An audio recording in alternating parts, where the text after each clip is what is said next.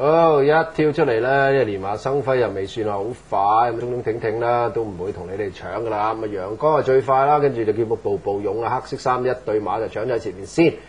後面就係呢個連華生輝匿住喺內欄呢個第4位，隔離就係再戰群雄嚟嘅。咁啊，再跟住咧，見到咧而家就有呢個燦惑咧上翻嚟第4位啦。隔咗個零馬位之後，又有咗一隻咧清福王喺貼欄㗎。咁啊，包尾嗰對就係阿大魔噶啦，企業精神同埋就係活力補提噶。好，轉緊呢個彎嘅時候，呢個步步勇咧黐一條欄咧，似乎都係走得比較精神啲咁樣啦。咁啊，再轉群雄咧3幾個節步已經破上嚟第2位啦。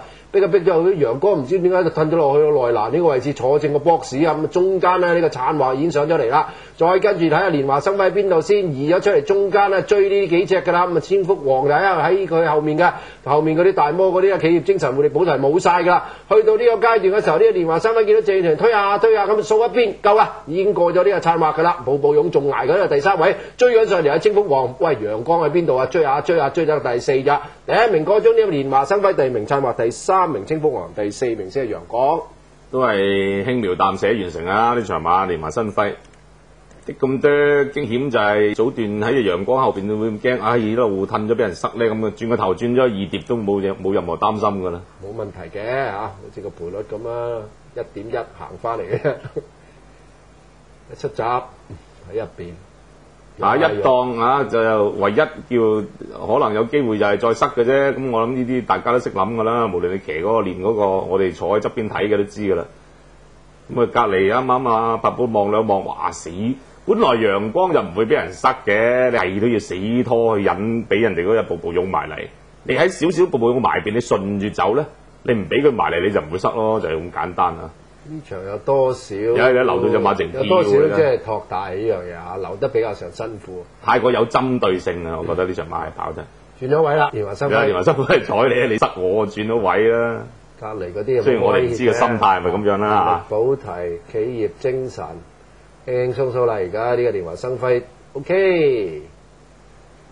咩多你幾磅嘅大佬，冇理由唔贏你啦！呢啲馬。燦惑都呢隻馬真係值得尊敬啊！咁多幾多茄哩卡嘢啊！都仲係今時今日咧，仲係幾硬淨。呢度先有位出翻嚟隻陽光，冇啦！你唔係咁好後勁嘅啫嘛。呢個第3就應該正常嘅。而家變咗第4。好啦，你頒獎，恭喜晒啦！連華生輝真係，果然係生咗阿輝，正雨田啊！我都話我都唔印象中都唔記得上一隻馬王級嘅馬係喺當打嘅時候，邊隻係試過支持呢個本地騎師、華人騎師去騎，我真係唔係好記得。印象中啊，唔係好冇乜。我真係唔知有幾耐去揾嘅啫。但係問阿簡 Sir 就一定有試過，不過之後唔知仲有冇啦已經啊。好啦，呢場就全部問晒啦，大家都值得恭喜嘅練馬師、馬主、騎師。其實將來個部署上咧，會唔會俾佢試下再跑翻長啲，或者試下1里嘅？我諗我哋直到今年年尾個國際賽之前都唔會諗佢長啲嘅，之後再慢慢再打算啦。個國際賽係咪你嘅即係第2個目標咧？目標之一啦，係因為佢哋依家個國際賽仲有一段時間，睇下個中我哋有冇咩賽事可以揾到俾佢咧。會唔會話想試下外地跑？